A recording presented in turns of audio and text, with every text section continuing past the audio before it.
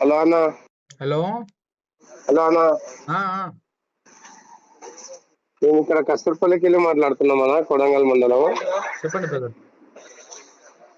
Sir ఇప్పుడు అన్న మీరు శంకరన్న కదా నేనే మాట్లాడుతున్నా.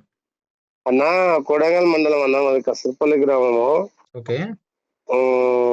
మినిస్టర్లు పొంగులేటి శ్రీనివాస్ రెడ్డి అన్న, మన ముఖ్యమంత్రి ఇండ్లు లేని ఇందిరమ్మ ఇండ్లు లేని అరువులకి ఇండ్లు అని అన్నారు కదా అన్న. అవును. మొత్తం కార్యకర్తలు, కాంగ్రెస్ కార్యకర్తలు ఇండ్లు పెట్టుకున్నారు అన్న, మొత్తం ఊళ్ళ పేర్లే ఉన్నాయి. హ్మ్.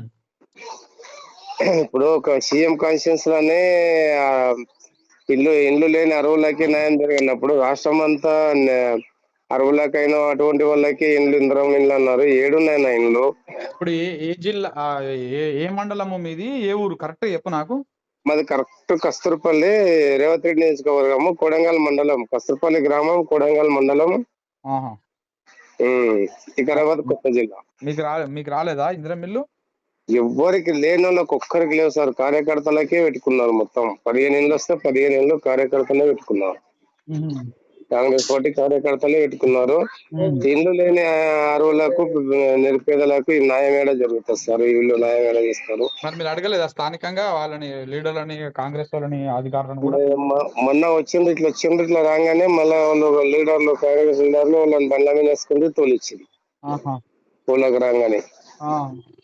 ఇక అడుగుదామంటే ఇక మండలి వల్ల పోతే సీఎం కాన్స్టిట్యూన్సీ ఎవరికైనా కలుస్తారు. ఏం చేయాలి అంతా? ఇంకా ఇట్లా ఉండదు. సీఎం గారిని అడుగుతా అనుకుంటున్నాడు ఆయన, లేకపోతే ఇప్పుడు తిరుపతి రెడ్డి గారిని అడుగుతారా? మీరు ఎవరు అడుగుతారు?